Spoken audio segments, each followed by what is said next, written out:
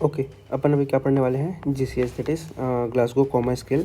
Glasgow coma scale क्या होता है कि अपन कभी भी ब्रेन इंजरी होता है तो उसको एसेस करने के लिए हम इसको जीसीएस को यूज़ करते हैं, ठीक है।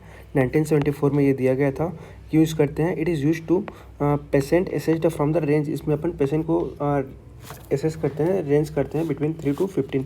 अगर स्कोर 3 आता है तो वो डीप अनकॉन्शियस होता है, और अगर स्कोर 15 आता है तो वो फुली कॉन्शियस के अंदर हम इंक्लूड करते हैं। ओके, पहले इसका डेफिनेशन देखते हैं। डेफिनेशन क्या होता है, इन न्यूरोलॉजिकल स्केल है aim to give a reliable way of recording the conscious state, है ना। Neurological scale reliable way of giving conscious state को बताता है कोई भी पर्सन का। सिंपल ये बोल सकते हैं, या तो फिर सेकेंड वे पे बोल सकते हैं कि summation of the score for I verbal and the motor response, है ना। ओके, फिर यहाँ पे अपन इसको याद कैसे रखेंगे, ईवीएम करके याद रखेंगे, है ना। तो आई रेस्पॉन्स, वर्बल रेस्पॉन्स और मोटर रेस्पॉन्स से अपन याद रखेंगे। सिंपल सा इसका स्कोरिंग का होता है 1 to 4, 1 to 5 एंड 1 to 6 होता है। ओके, ये हमारा जीसीएस है।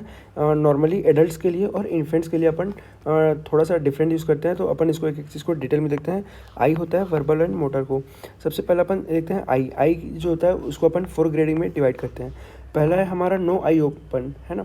अगर कोई पेशेंट है उसको एट एनी कैसा भी करके अपन पेन स्टिमुलाई देते हैं, कुछ भी करते हैं, अगर आई बिल्कुल ओपन नहीं करता तो हम उसको 1 ग्रेडिंग करेंगे। इन केस पेशेंट को नॉर्मली अगर हम बात कर रहे हैं तो वो रिस्पॉन्स नहीं कर रहा है, बट एकदम पेन स्टिमुलाई दे रहे हैं, पेनफुल स्टिमुलस के केस में वो आई ओपन करेगा, उस केस पे अपन उसको सेकेंड ग्रेडिंग करेंगे। एंड थर्ड इज़ कि अगर पेशेंट से हम नॉर्मली बात करते हैं तो उस केस में वो आई ओपन करता है तो ग्रेडिंग 3 रहेगा।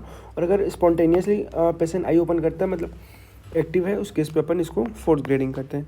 नेक्स्ट सेम होता है हमारा वर्बल रिस्पॉन्स। तो वर्बल रिस्पॉन्स को अपन 5 ग्रुप में करते हैं। अगर पेशेंट बिल्कुल रिस्पॉन्स नहीं है तो 1 ग्रेडिंग होगा। In case incompressible sound use करता है, एकदम मॉर्निंग लाइक एकदम कुछ आवाज़ आ रहा है बट क्लियरली कोई वर्ड नहीं बोल पा रहा है, तो इसको अपन ग्रेड 2 करेंगे। एंड अगर वर्ड तो यूज़ कर रहा है बट एकदम in appropriate random word use कर रहा है ना, मीनिंगलेस वर्ड यूज़ करेगा, उस केस में उसको अपन 3rd ग्रेडिंग करेंगे। और 4th होता है हमारा कंफ्यूज स्टेज, मतलब अगर अपन कुछ क्वेश्चन पूछ रहे हैं उसको आंसर तो कर बट टोटली वो डिसओरिएंटेड होगा, उस केस पे अपन इसको 4th ग्रेडिंग करेंगे। और कंप्लीटली अगर ओरिएंटेड है तो उसको 5th ग्रेडिंग करेंगे। Okay, next is motor response. Motor response को अपन 6 ग्रेडिंग पे डिवाइड करते हैं।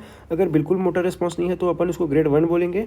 इन केस अगर डी सेरिब्रेट है तो अपन डिसेरिब्रेट कंडीशन में वो पेशेंट एक्सटेंसर रिस्पॉन्स देता है, और डिकॉर्टिकेट में पेशेंट फ्लेक्सर रिस्पॉन्स देता है। ये देखते हैं अपन, देखो यहाँ पे क्या है, डिकॉर्टिकेट में अगर सी ज़्यादा है और डी सेरिब्रेट में ई ज़्यादा है ना। ई ज़्यादा है इसका मतलब क्या है, पेशेंट एक्सटेंड करेगा, है ना। अगर डी सेलिब्रेट होगा पेशेंट तो वो उसका बॉडी कम्प्लीटली अपने को एक्सटेंडेड वे पे मोटर रिस्पॉन्स देखने मिलेगा।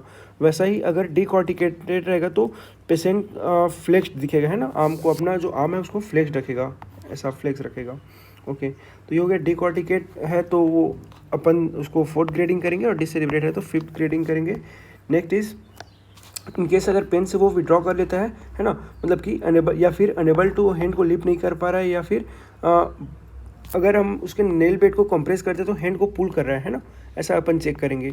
तो अगर पेन से वो विड्रॉ कर ले रहा है तो उस केस में उसको 4th ग्रेडिंग करते हैं।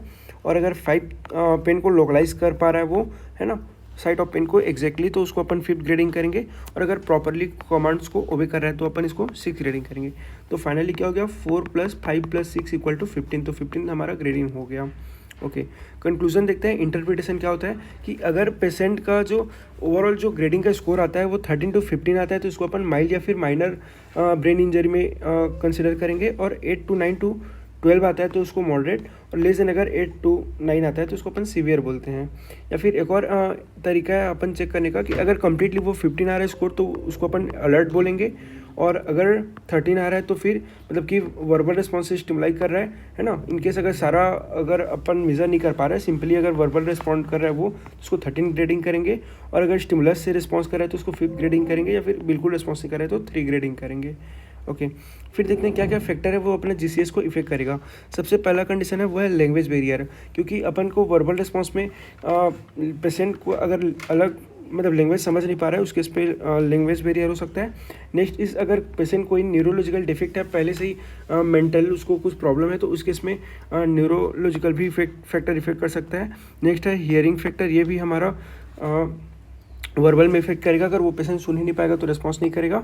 नेक्स्ट इज सेलेक्टिव ड्रग्स, कुछ ड्रग्स होते हैं जिसके इफेक्ट के खातिर पेशेंट के रिस्पॉन्स में प्रॉब्लम आ सकता है, या फिर स्पाइनल कॉर्ड डैमेज होगा उस केस में भी उसका मोटर वाला फैक्टर इफेक्ट हो सकता है। इसके लिमिटेशंस क्या होते हैं? अगर पेशेंट इंट्यूबेशन के अंदर है या तो फिर अगर लेस देन 3 ईयर है तो उस केस में हम जीसीएस नहीं यूज़ करते हैं।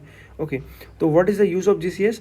It is use to guide the immediate medical care, है ना। अगर कोई भी ब्रेन इंजरी का पेशेंट आता है तो उसको अपन को इंस्टेंटेनियस कैसे मेडिकल केयर देना है उसका यूज़ को अपन देखते हैं।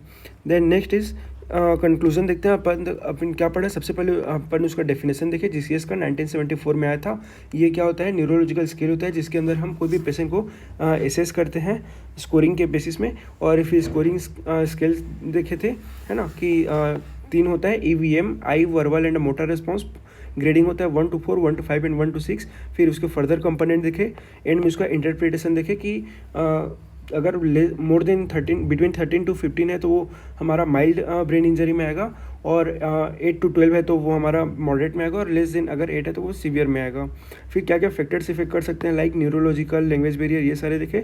लिमिटेशंस देखे कि इंट्यूबेशन और less than 3 year old child में अपन जीसीएस यूज़ नहीं करते। एंड यूज़ देखे एसेस करने में फाइनली कंक्लूजन कि कैसे अपन पेशेंट को ट्रीट करेंगे ब्रेन इंजरी के केस में। It's all about our GCS. Thank you.